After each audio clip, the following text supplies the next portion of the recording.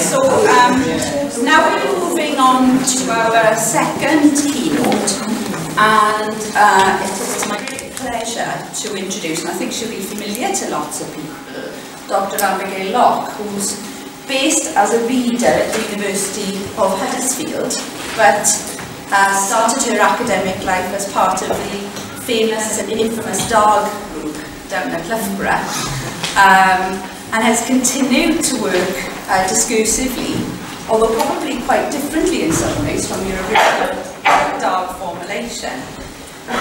She is a really committed member of the feminist community, but is also interested, I think, in working across spaces. So she's currently chairing the social psychology section with a view to maintaining critical feminist work going on in social psychology, as well as being an active member of our community as well. So it's good to work across those spaces. She's also, as I mentioned yesterday, for those of you that remember, she's also been trying to plough on with a gender agenda at Huddersfield around Athena Swan work. And that's a difficult task because you meet much institutional resistance to putting gender on the agenda, no matter how it's badged. So she's kind of a, I guess I would call her a scholar activist in all kinds of ways. Her research work is very much around parenting, stay-at-home dads, and trying to understand some of the difficulties in which those parenting is positioned. So without further ado, we shall have Abigail talking about constructing and resisting the good parenting mandate. Wow, that's quite an introduction. Thanks for that. Can everyone hear me okay? Yeah. Okay. I'm really honoured actually to be giving a keynote here. I was so excited when I was asked. Thank you very much. I'm going to try and give you about 40 minutes of a kind of whistle-stop tour through contemporary parenting research. I'll be talking about some of the names obviously in the audience here as well. But I'm going to start off with talking. I'll tell you what the talk is about. So, I'm going to talk about the context of contemporary parenting. I'm going to be talking about mothering, whatever that may be, fathering, parents, and kind of other forms of parenting as well. And I'm going to talk some ways about the way that good parenting is both constructed and resisted. The choice of this photograph was actually quite deliberate.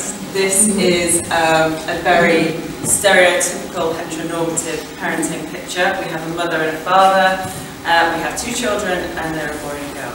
Okay. And actually what we find when we look at a lot of parenting literature, again, parenting is very much constructed in these ways. So, why the interest in parenting then? Well, as well as having my research work interest in parenting, I actually think as a society we're all fascinated by parenting, particularly defining what good parenting is and also what poor parenting is. So, for example, you can easily type into any newspaper database or website and come up with loads of stories, basically kind of setting up this amazing version of parenting and demonising anyone who does it slightly differently. So, for example, a story from a couple of years ago from the BBC, poor parenting fuels rise in violent behaviour. Apparently a survey from a particular teaching union decided that children not behaving properly in classrooms is due to their parenting. And usually by parenting we mean their mothering. Okay.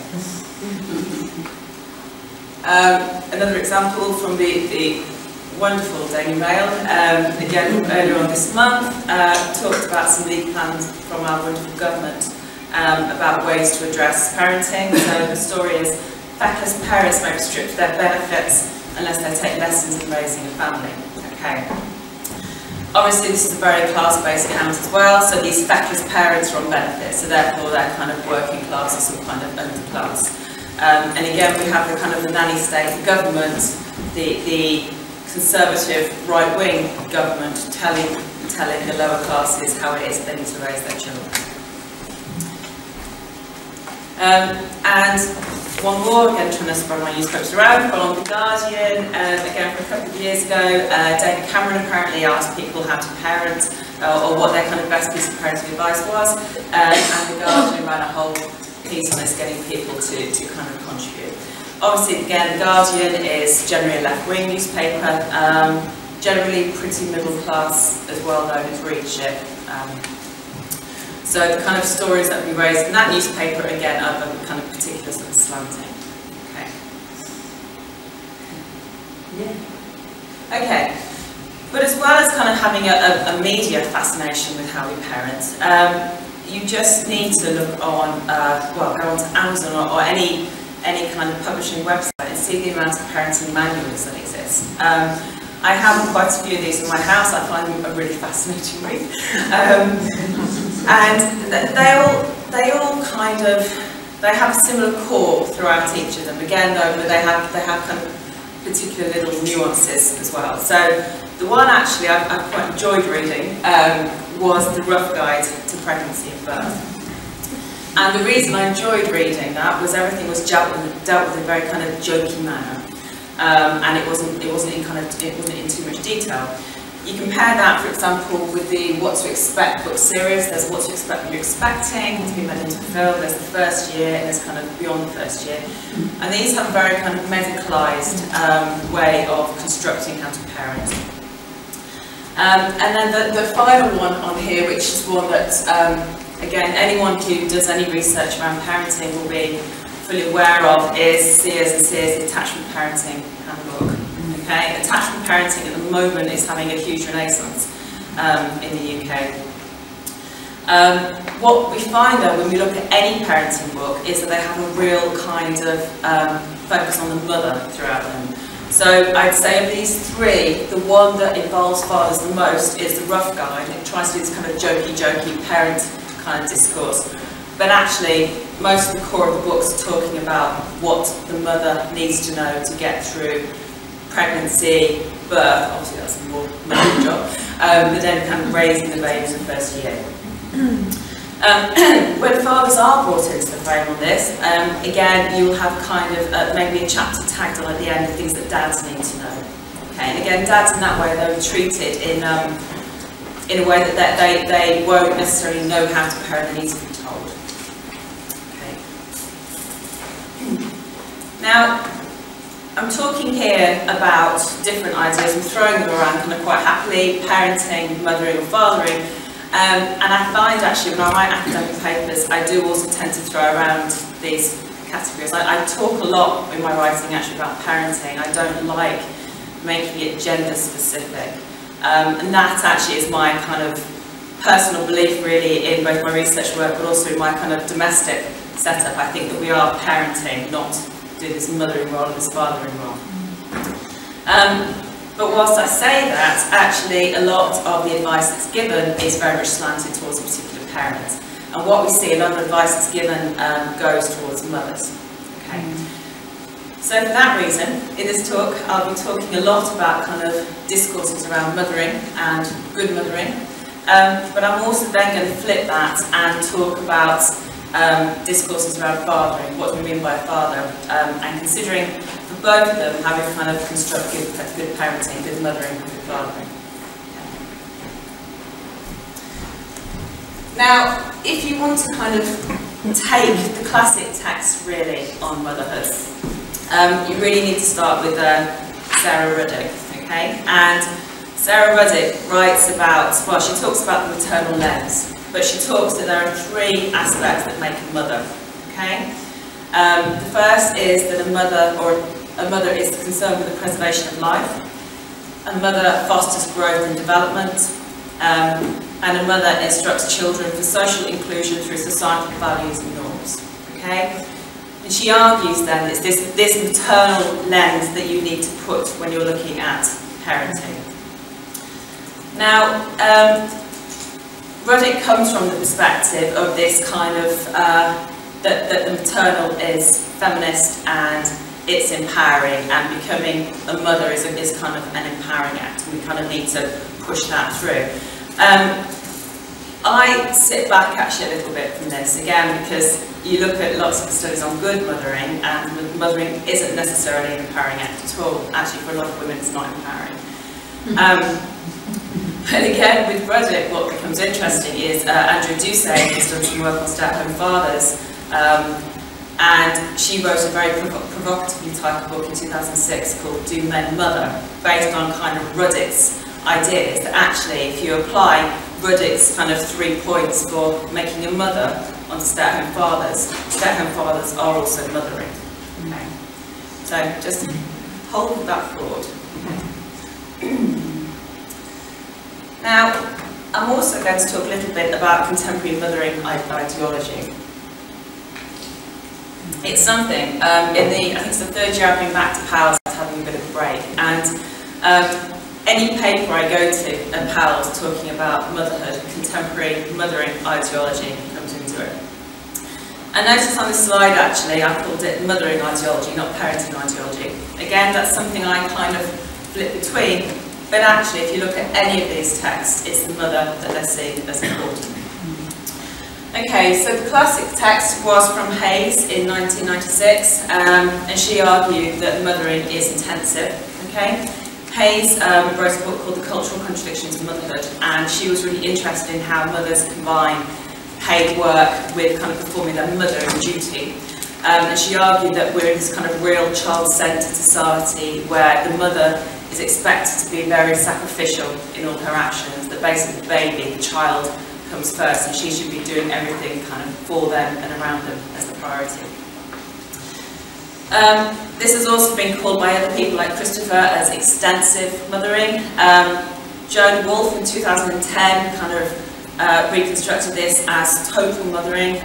Joan Wolfe, for those of you that aren't aware of kind of the infant feeding literature, is a very controversial character. The breastfeeding lobby don't like her at all. But she basically wrote a book kind of that took on all the kind of the scientific theories around breastfeeding as being the best for your baby. She kind of did a big deconstruction of it.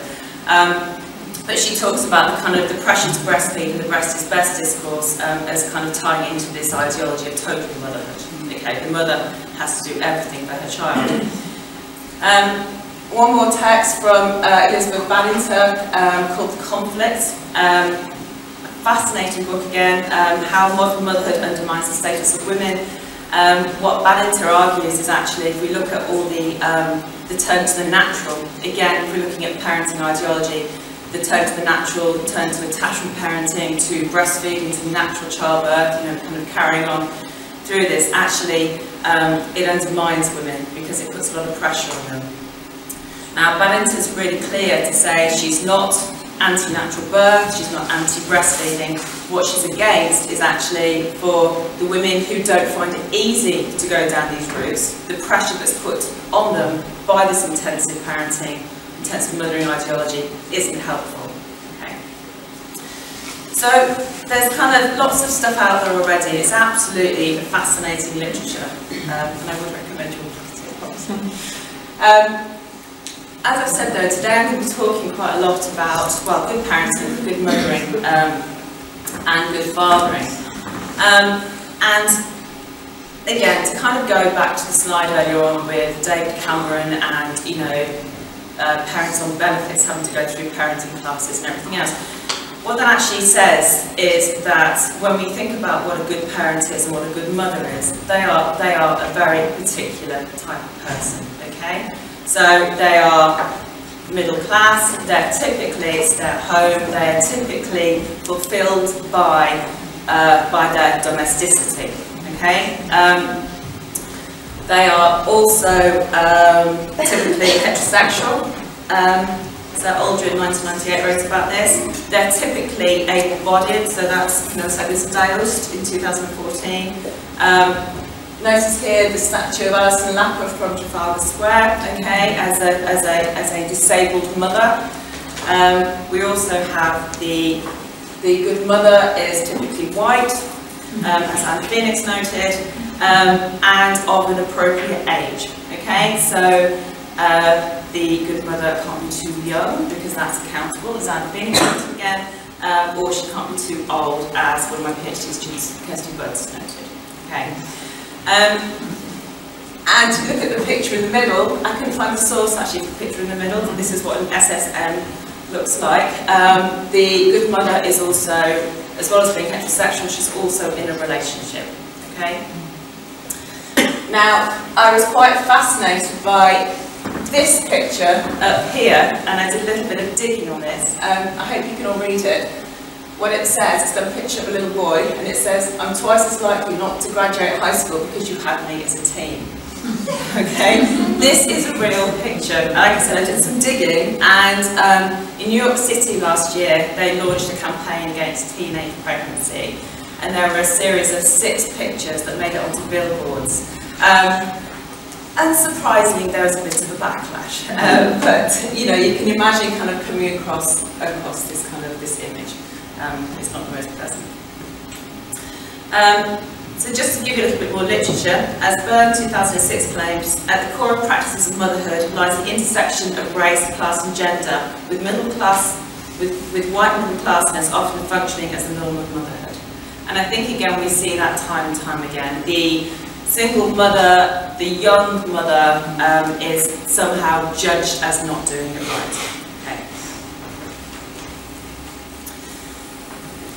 What we also notice though is that good mothering starts early. So I've got pictures on here that it starts during pregnancy. Actually it starts a step back from that. It starts from the age that you go through it and your kind of domestic setup as you are going through becoming a mother, whether it's applying for pregnancy, whether you're in a relationship, whether you can afford to have a child, you know, the list really of our good mothering mandates kind of goes on. But there's some really interesting work coming out at the moment, for example, on smoking in pregnancy. Britta Wigington and Christina Lee, who are at the University of Brisbane, are doing a study looking at the discourses around women smoking in pregnancy, and also the way that these women are experiencing these discourses, and the kind of stigma that's associated with women smoking in pregnancy. There's similar stuff around women drinking in pregnancy. From a personal perspective, I found the drinking one fascinating. My eldest daughter is about to turn 10, and I just noted when I was pregnant, the drinking advice changed twice, I think. So when I was first pregnant, you were allowed to have the odd glass of wine, but then at some point during that pregnancy, all the news came out that no, women aren't allowed to drink during pregnancy at all. And I always get absolutely fascinated by the way that advice changes and it's presented as this kind of fact, we must be doing this or else we get labelled as being something other. But again, if this advice is so much fact, then how can it change all the time? Okay. Right, so we've done kind of pregnancy, but it doesn't end there. As soon as the child is born, you have more kind of things that you have to think about. So I've got the wonderful picture here of a baby having a bottle. Again, that's quite a political picture to put up, as if somehow I'm promoting bottle feeding instead of breastfeeding by doing that. I'm not. But again, there are huge kind of what we call the mummy wars around the breast is best rhetoric and whether children should be breastfeeding or bottle feeding, and the kind of the guilt that's given to mums who bottle feed, and the kind of the way that they're sort of labelled as deviant in some way.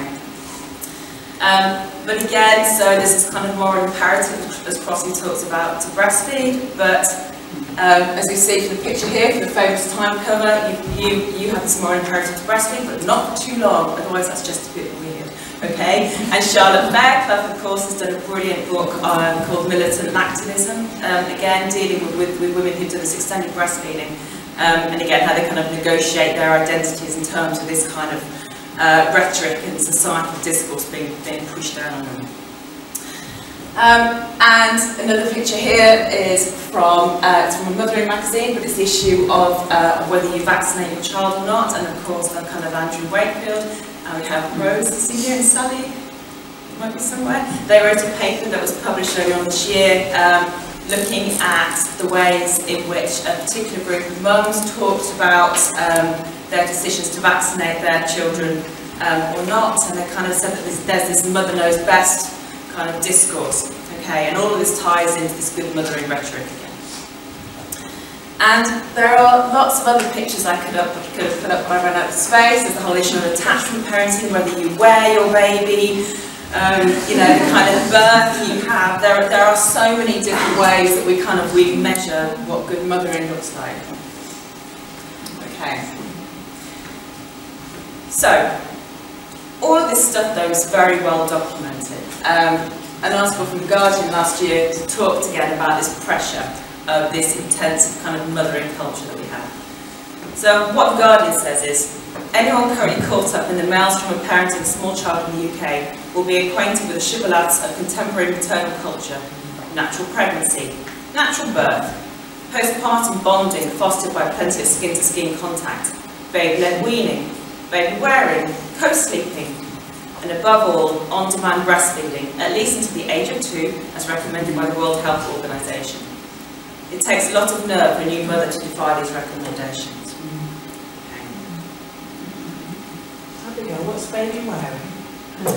It's attachment parenting when you have them in a sling, and you don't push them around in a pram, you have the closeness with you, so. And really, I mean, again, I've called this slide intensive good parenting culture, but actually, there's not a lot of parenting in here. So we see, for example, in the first slide, we have the maelstrom of parenting, but very quickly that parenting turns to mothering. So line 3, we have contemporary maternal culture, and again, right at the bottom, it takes a lot of nerve for a new mother to defy these recommendations. And I was thinking about this one, I was thinking about the different activities of good parenting, good mothering practice that are put in here, and which of these are gender specific. So, natural pregnancy is obviously gender specific. Natural birth is gender specific. Postpartum bonding, fostered by plenty of skin-to-skin contact, isn't necessarily gender specific. It doesn't necessarily have to be the mum that's doing that all the time. There's no reason, if she's in a heterosexual relationship, that the dad can't be doing that as well. Okay? Baby-led weaning, again, is how you feed your child. There is no reason why that's a mothering activity. Baby wearing, again, due to attachment parenting, it tends to be a mother activity, but it doesn't need to be. And I can kind of go on. Obviously breastfeeding is a mother activity, but the others, I think, I'm really fascinated as to how they've become part of this kind of this mothering business. Okay. But as I say, it is very much tied up with, these activities are very much tied up with being a good mother. And as I said earlier, my eldest is about to turn 10, and we've all done it, you know. So there's a piece from the newspaper last year for the Independent, and Sunday Independent, and it says, I was entirely focused on hunting down the recipe for perfect motherhood, determined to follow it to the letter: co-sleeping, baby-led weaning, skin-to-skin contact, lots of fresh air and classical music. It really was very simple. And it's fascinating stuff, but just to give a little bit of background to this, again, when I had my eldest, classical music was a thing. You know, you could get baby mobiles that actually plays Mozart as they were falling asleep. That was supposed to enhance their intelligence. So again, it's absolutely fascinating stuff. Now, I want to talk about a particular piece of research I'm doing at the moment. I've kind of got two pieces of research on the go. One more to do with mothering, one more to do with fathering.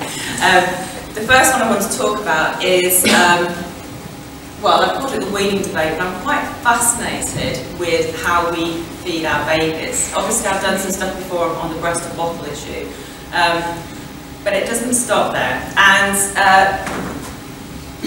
again, for those of you that haven't had small children in recent years, this will kind of be new to you. But in one corner, we have Abigail Locke, who is the kind of the baby pureeing champion, and has written lots of books on different ways of doing it. On the other, we have Jill Rapley, who is a health visitor who's now kind of become an author, and is calling this idea called baby-led weaning. Okay. Just to give a little bit of context to this, at around about 6 months, your baby will stop just having milk and will have to go into some kind of solid food. And this slide really says is whether you decide to puree that food and give it to your baby on a spoon, or whether your baby takes the food themselves and eats it themselves. Okay. It sounds really simple, it's a really big issue. Okay, so I'm doing a little media project at the moment where I've gone through a newspaper database and basically pulled up all the stories that exist about baby-led weaning and kind of trying to look at, well, first of all, the way it's constructed, but also how that kind of ties into this intensive mothering ideology. So just to give you a couple of examples then, the first is from the wonderful Daily Mulligan, and it says, put away the blender. The latest way to introduce food to your little darling is in chunks. No mush, no puree, no baby rice, just pieces of food straight from your own plate. The method, coined baby-led weaning, makes children less fussy and less stressed, as well as healthier. Their kids eat and wean at their own pace from the age of 6 months, meaning the family can eat the same meal together, just keep it healthy. Okay. Now, actually, just a point to say about baby-led weaning, first of all. Baby-led weaning is actually a pretty sensible way of doing things, and it appears from talking to people, actually I was talking to Bridget about this last night, baby-led weaning is actually something that people have been doing for a long time. What's interesting, though, is that through the kind of publication of this book, it's been adopted as this kind of middle-class way of doing things that needs to be taught and is bound up now with this kind of this good mothering identity.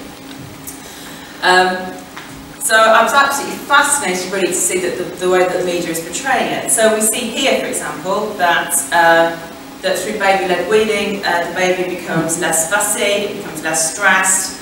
Its diet is healthier, it has more social interaction because it's eating at the table with the family, and you know, it kind of goes on. So really, if you think about good mothering, obviously, as a mother you want to do the best for your child, so this kind of tags along really with that idea. And also, actually, one other point about baby-led weaning is it makes the baby agentive, okay? So the baby chooses the food themselves, okay? You offer the child a selection and the child decides which bits it wants to throw and which bits it wants to eat. Okay, and another example, again, it kind of took this baby-led weaning argument further, so not only is it healthier, your child's less stressed and everything else, and there were actually a whole series of newspaper stories last summer around the fact that baby-led weaning actually would make your child speak at an earlier point. The reason for this is apparently when your baby's chewing the food, their muscles in the mouth will develop quicker, therefore at some point they'll be able to form words faster. So again, tying in with this intensive mothering ideology, the good mother will do baby-led weaning, okay, because obviously you want the best for your child.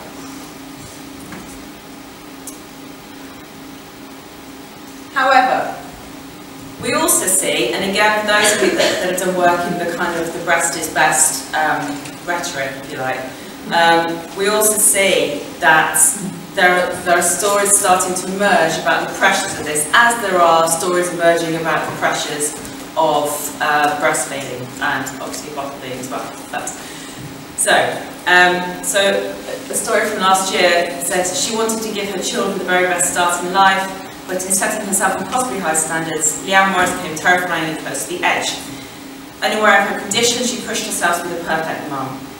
After I had her, we used real nappies and we did baby-led weaning, where instead of pureeing up her foods, we let her feed herself. We made sure we ate quite healthily. Whatever we were eating, we put down in front of Jessica. The theory behind it is that children taste the food, and when they're ready, they start to chew and swallow. So we were doing food things with Jessica, but when John came along, I couldn't cope with the pressure of it. Okay. Again, as a story, this is something quite interesting that the media do. They kind of take this newfangled idea and then they start to pick at it. And I found this story particularly interesting in the way that baby-led weaning is being tied now into postnatal depression, or kind of putting too much pressure on people as being somehow difficult. Yet, if you actually look at some of the mums who are doing baby-led weaning, they talk about the convenience of it, and they don't have to think about pureeing and everything else. They just basically give the child what they're having themselves, and it's easy. So we kind of have this conflict, really, in the discourse about this.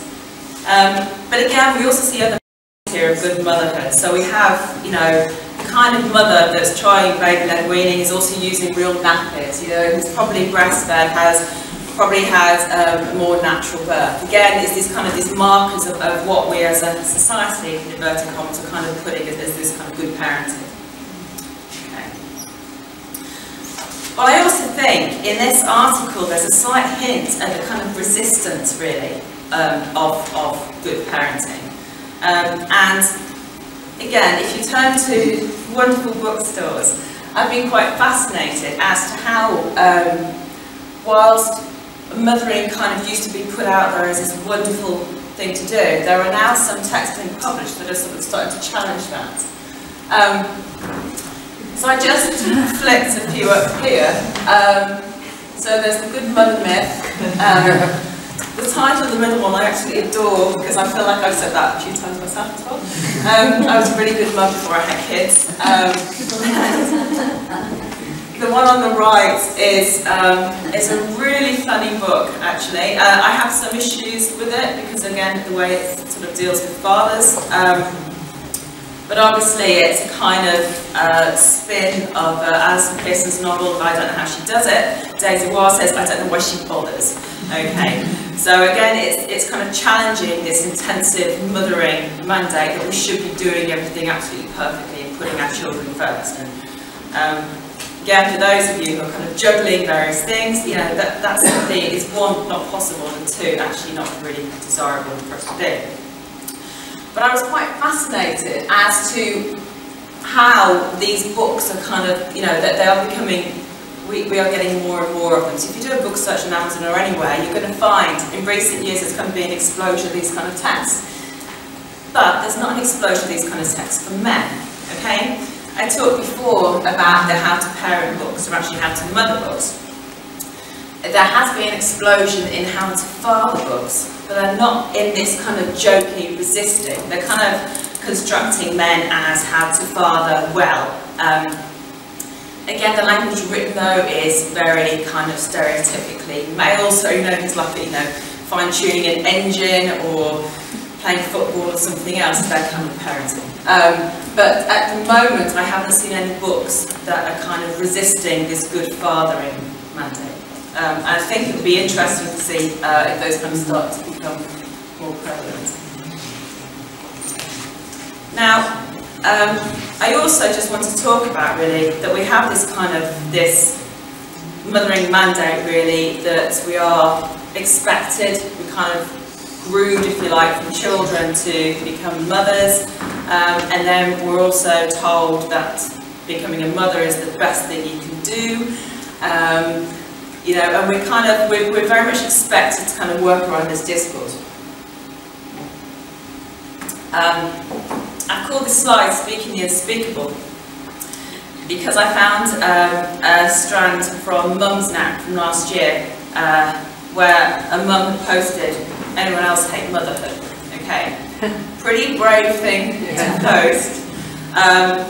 Particularly as these forums of Mum's Net and Net Mums, and obviously there's the gender there,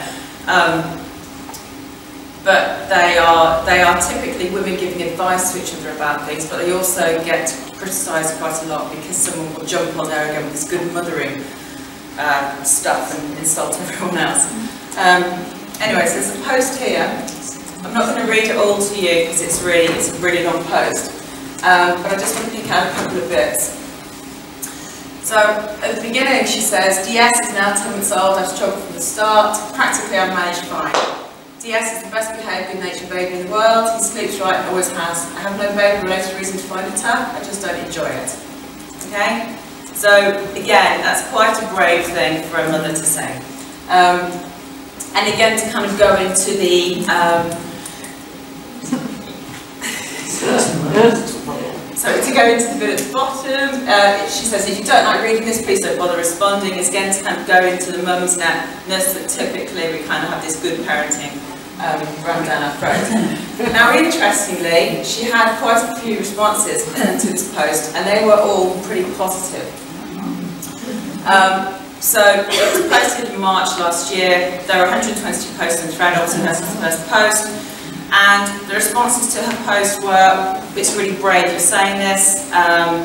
Some people gave her practical advice, so go back to work so you're not with your child all day, don't become a stay-at-home mum, go and get some help because obviously you've got postnatal depression, you know, but your identity as a mother changes and it will get better with time. Okay, so generally positive, or you know, not as negative as net mums can go to. But still, there's this kind of this idea of motherhood being enjoyable and a good mother doing all these things. Sorry, very rare time. Okay, so then you can also look that there are these kind of ideas of resisting mothering kind of coming into it. So we've seen some examples of the way it's been adopted and some ways it's been resisted. The thing I liked about the Mumsnet post was that it was moving towards a way of talking about the realities of parenting and of mothering, and the way that we're thinking about mothering as not being good mothering, as being good enough, okay? That we're doing a good enough job and kids are doing fine. And ending, again, what's commonly called the mummy wars. I absolutely hate that title. But typically you get a post on infant feeding and then another mum comes in and attacks, and it's just this big jostling for a position. I'm a better mum than you. And you know, I really want us to kind of step away from all this stuff. But something that really I always feel when I read any of this, and I felt it when I read Daisy Waugh's book on I Don't Know Why She Bothers, is that why it's so mother-focused. Okay, I get the whole issue that people have about motherhood being empowering and feminist and everything else. But again, with my research, and I'm really interested in parenting, I don't know why it always comes down as the mother's responsibility. So, that takes me to my next bit of research. And I kind of want to think now, just briefly really, about what makes a good father. And there's lots of work actually going on at the moment on fatherhood. But what I'm really fascinated about is how we are defining fatherhood. Okay, fatherhood as a role is incredibly difficult to define. There are competing demands on, well, it's competing demands on all of us, but there's very much competing demands on fathers in terms of managing masculinity, in terms of these breadwinning discourses and providing, whilst also being a very involved father, very hands-on caring as well. But we are also operating within a really mother-centric society, and again, I'm really passionate about doing my best to change that and to make it more inclusive for both mothers and fathers. But still, we are very much operating within these kind of confines. So, for example, you can talk to stay-at-home fathers, and you know they can take their child out, but they can't change the nappy for their child because the nappy changing unit is in the ladies' toilets. You know, this is a common thing that comes up. And again, it's those kind of things that make it really clear that we're dealing with a very mother-centric society. As I've said, there's a real push towards involved fatherhood. Esther Dermot, who's a sociologist down at Bristol, talks about intimate fatherhood. And what Dermot says is actually, with social policy and everything else, we can't really be talking too much about this involved, hands-on fatherhood because not many men are able to be in that position. Instead, we should be talking about intimate fathering. And what she means by intimate fathering is actually it's the strength of the relationship. Okay, so it's kind of it's in a nutshell, it's quality and quantity. Okay, so if they have a really close bond in the time that they have with them, that would be as good, if you like, as good parenting as kind of being a really heavily involved father.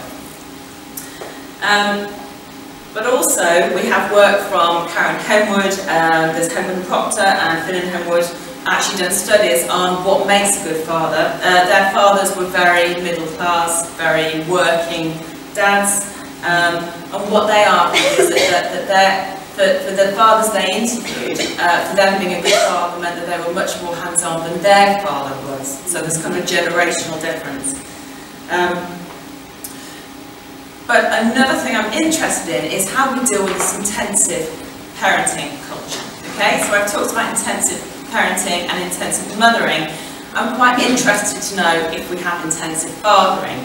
The only piece of research I can find written on this, again, came out from a Karen Cumberland study. It is by Shirani et al. And they argued that fathers seem to be somewhat insulated against this kind of intensive parenting ideology. However, again, the sample that they looked at was a huge sample of fathers, but again, as most fathers are, they were working fathers. Okay, so for that reason, they would potentially be more insulated against this intensive parenting. So the particular group of dads that I'm talking to at the moment are stay-at-home dads. There's been a little bit of research on this already. I talked about Doucet's work in Canada from 2006. But I'm really fascinated with stay-at-home dads. The estimates from an Aviva survey in 2010 say that up to 1 in 7 dads are stay-at-home dads. I think that figure is wildly optimistic. There were 1 in 7 dads are stay-at-home dads, and I'd have more coming forward to talk to me.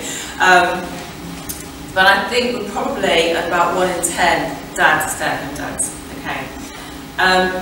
As I've said, Doucet kind of looks at Ruddick's theory on the way that men are parenting and asks whether men mother, because they're kind of fulfilling Ruddick's ideas of what a mother does. The particular work I'm interested in is, well, I've done 2 studies really. I've again done a wonderful media analysis and looked at the way that stay-at-home dads are constructed in popular media. And I'm currently talking to dads at the moment about kind of their role in looking after their children, the reasons they took up that role, and I'm also asking them actually about their parenting and whether they parent or father, and I'm getting some really interesting responses to that. Okay. Again, just to pull up one of the quotes from the newspaper articles, this, I unashamedly use this extract lots of times when I talk about stay-at-home dads because I love it. That's quite biased on that. But it's written by Michael Odell, who is a stay-at-home father. I think he's got about 5 children, but he's also a Times journalist. And he wrote basically about kind of what makes a modern dad. And he starts with the filth are already on the march. I'm presuming everyone knows what filth is. Okay, good. According to the Office for National Statistics, there's been an 18% increase in stay-at-home fathers in the past 15 years. In 1994, we were 120,000 strong. Now we're a mighty army of 198,000. Our patron saint is Peter Andre, who is also hot sensitive and has realised that it's no longer enough to bring home the bacon, or build a shelter, or make terrible pop records. He must juggle multiple drop-offs, boil organic pears, or stare the ballet teacher out from across the church hall shouting at our youngest. Okay. I love this quote. I love this quote for a number of reasons. It obviously kind of flags up a lot of the stuff that I found in my media analysis about the way that, first of all, masculinity is always in the articles in some form, but how stay-at-home dads are kind of being reconstructed as, if you like, breaking this old dinosaur masculinity and kind of coming up with, you know, this new way of doing it. So, for example, here it's very clear that, you know, that the breadwinning role is outdated, okay? It's not enough to bring home the bacon and build a shelter, okay? It's about doing something else, and this doing something else is actually what a lot of mothers are doing. But what's also interesting here, and I think it was actually Bridget that pointed it out last year, is the real class-based privileged nature of this account. This is clearly a middle-class father talking about middle-class concerns, okay? So, juggle multiple drop-offs from different activities that cost lots of money, boiling organic pears, okay, and the ballet. All of these things are kind of middle-class, good parenting pursuits. So there's obviously lots of privilege within this account. But as I said, in terms of stay-at-home fathers, I'm fascinated with the way that this is kind of old masculinity set against new. Okay. And then just a few points really from the interviews that I've collected so far. I haven't done any in-depth analysis of them yet, but I've kind of got some similar things that are coming up. So I asked them about why they became kind of, well, I asked them about the role that they have with their children. and then I asked them kind of, well, what kind of led you to that? And it's fascinating. It's always talked about as finances are there in the background, but it's talked about very much as kind of being a choice. So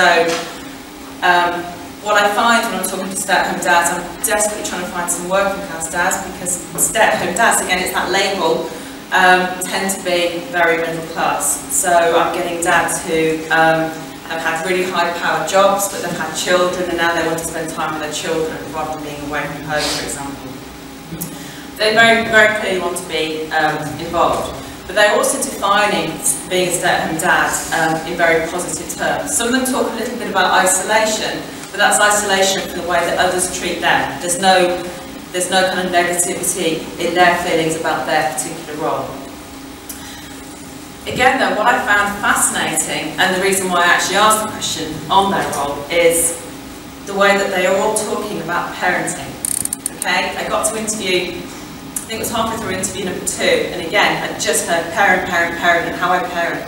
And I said, well, do you see there's a difference between parenting and fathering?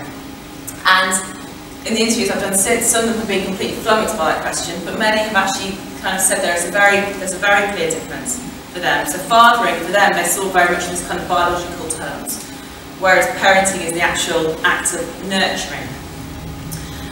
But I also found, and again going back to the kind of the intensive mothering ideology and whether men experience it or not, all these dads talk very much in terms of wanting to do the best for their children. Okay, so this kind of intensive mothering ideology that we say that that the good mother has, these stay-at-home dads also seem to be adopting some of this. Again, because the stay-at-home dad is still quite unusual in our society, it seems to be that they are again somewhat insulated about kind of, or they don't have the full intensity on them, because I think people still look at them like they're doing amazing things anyway by caring for their children. So there we go. So just to kind of sum this bit up then, so the intensive father, as I said, in the media kind of analysis, masculinity is absolutely, big neon signs of masculinity if we're looking at the extracts.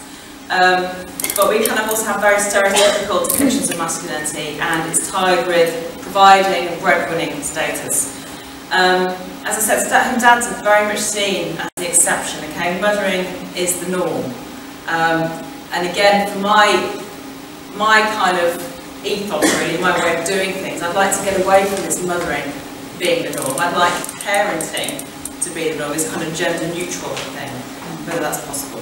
And as I said, fathers seem to be kind of somewhat insulated against this idea of intensive parenting, but I think that stay-at-home dads may be the exception to that. I think that the more involved you are with caring for a child, the more you're going to get sucked into this particular way of doing things.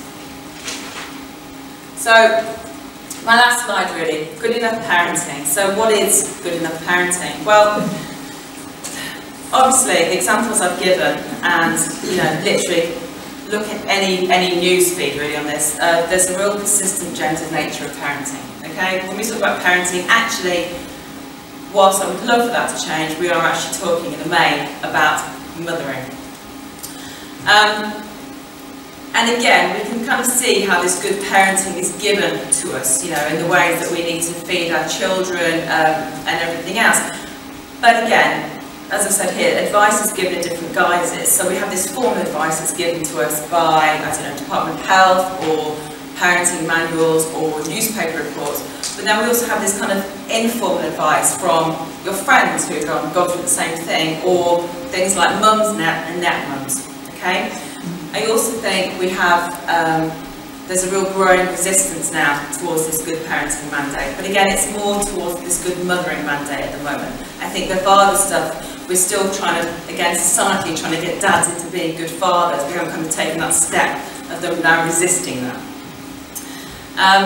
And really, a plea is that I think that we need to consider more the realities of parenting. And, I've got two. Parenting is really hard, and just to go back to the Mumsnet example, it's a really brave thing to do, to actually be able to post you know, something along those lines. Actually, no, I have found this difficult, and you know, I did manage to do this, but it was hard to do it. Okay, and I just think that in all aspects of parenting, we need to be really honest about that and make it acceptable to do that. And that's me.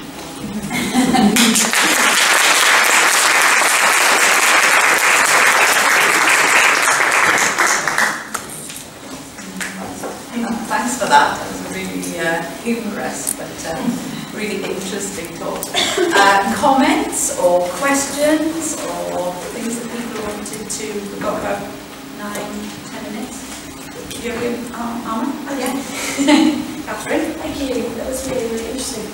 I was just wondering if you've done any research or looked at any research on same-sex parenting, particularly gay dads. And I was just thinking now about how these those controversial genders or resistance of gender fathering, etc. for gay male parents. I haven't found any work on it, but I'm currently going through channels to get some gay dads to interview for my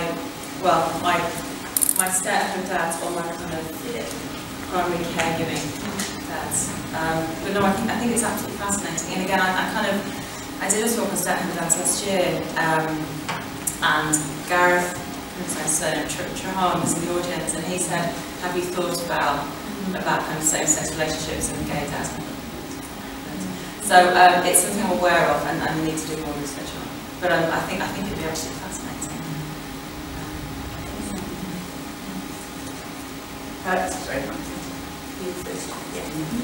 Thank you. I really enjoyed this, and I'm wondering about if you've thought about talking to people trying to make the decision to become a mother or not, because someone going through that have these conversations. I might want to be a parent, but I'm not sure I want to be a mother, and because that's pretty loaded, and with everything that's going on, like when I watch the stress, so it might be interesting, kind of navigating those choices and preparing oneself for the maelstrom that comes.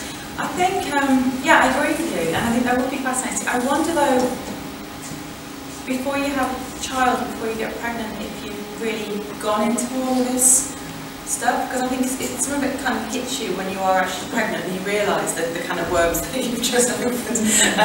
But I agree with you. I think going and looking at the free would be fascinating. And actually, Donna, who's sitting in the audience, who's one of my doctoral students, is actually doing a piece on adoptive parenting, and Donna's work is actually looking at parents who are thinking about going, women and men who are thinking about going through the adoption process, but they're sort of having those conversations really about whether they want to become a parent.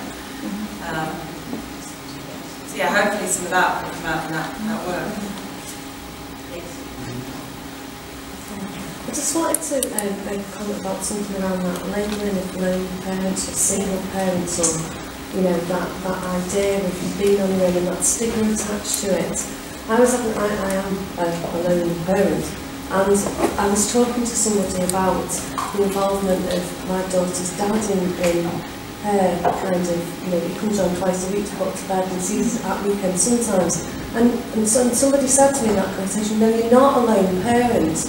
You're doing cooperative parenting. And I thought that's really interesting, a real middle class construction of taking that stigma label away of single parent, troubled families and all the things that go with that, and it becoming something more socially acceptable. And I think that's fascinating as well, because there are, again, single parenting is a really fascinating category to look at, because are you in your middle class in your 40s and got divorced or widowed, or are you 17 and living on an estate? And it's that again, that complete discourse we have around what's acceptable and what's not. It's fascinating stuff. I'm always troubled by a focus on stay-at-home fathers as a sort of analytic category, because of the way that I think it perhaps undermines a focus on, as a discourse, I wonder if it obscures our ability to conceptualise co-parenting and deconstruct that very gender role that you're trying to tackle in your term. Yeah, and you're absolutely right. And it's funny actually just trying to access stay-at-home fathers and think what defines a stay-at-home father. Some of the examples that I used today, and Michael Odell is kind of very, very proud, you know, stay-at-home father of 5, but actually he's also a full-time journalist and guardian who works from home. Is he a co-worker? Is he a stay-at-home father? You know, kind of unemployed working class men, are they stay-at-home fathers, or are they unemployed men? You know, so no, I agree with you. It's a problematic category, but I'm quite happy to look around boundaries, really, that category. So,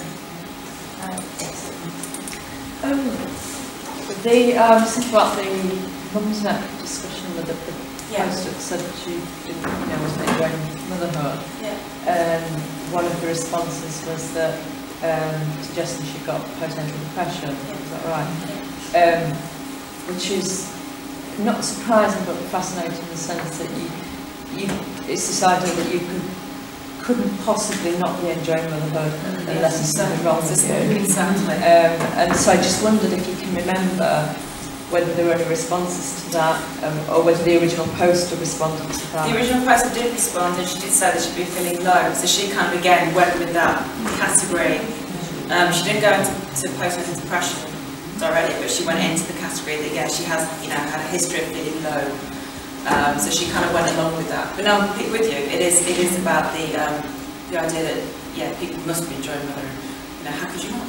Yeah. So I was just thinking, if it was a kind of new father, that said wasn't particularly enjoying fatherhood, there'd be probably no suggestion that he was depressed. That was just fascinating.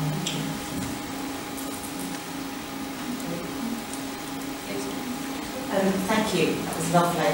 Listening all day. I was interested in what you were talking about with the class views of parenting, mothering. I had my daughter as a single parent when I was quite young, and people say to me now, she's 22, finished university, oh well, it all worked out well in the end. That's what my family would say. But that's a comment. My question is really, I've been doing some work with health visitors, and since I've had my 3 children, I've seen that health visitors' role has changed. So now they're working at the kind of at-risk mothers, at-risk children, and they don't do the kind of regular visits, the kind of weaning visits, etc. There is a shift to move that back now, but that's not happening, and I'm working with these very risk-averse health visitors, and I'm wondering, when we were talking about the sort of baby-led weaning and the curating, whether there is an impact there on the kind of move away of professionals from these middle-class mothers, and whether that frees them up to do things a bit differently. Because I was always scared of my health visit, I was petrified. But so I just wonder if that's, they mentioned that or... Yeah, no, but I think you're absolutely right, actually. I think things like Mumsnet and NetMums have kind of probably come to being a bit more because there is that move away, and it does appear to be very middle class forum. Also interesting, actually, to go back to your point about how health visitors making those decisions of who's at risk. That's obviously class-based. It is very class-based. That's what they tell me. And the decisions are I think that they do make decisions on postcodes, addresses, single parents, age, smoking in the house, etc. From what they say. It's really quite problematic. It is. Okay. I'm just going to say what intrigues me about these Mumsnets, etc. And I was a member once at a time. Is which topics caused them to go completely down and to just into chaos and argument and people leaving. And they were always class-based. One was when I was involved, ear piercing. Called ear piercing gay afterwards. Which just transcended into hundreds and hundreds of quite nasty arguments and people leaving and people being called chavs, etc. The second one was juice. Giving the child juice. Yeah, they were both very classic, but that was the one that just created, just stratosphere around in particular. I found that fascinating. I find it fascinating. I also find it really sad though that everyone feels so downtrodden that they have to do one-upmanship on each other. Furious is good enough for Kim Kardashian. We'll be doing it on the legal, won't we? Right.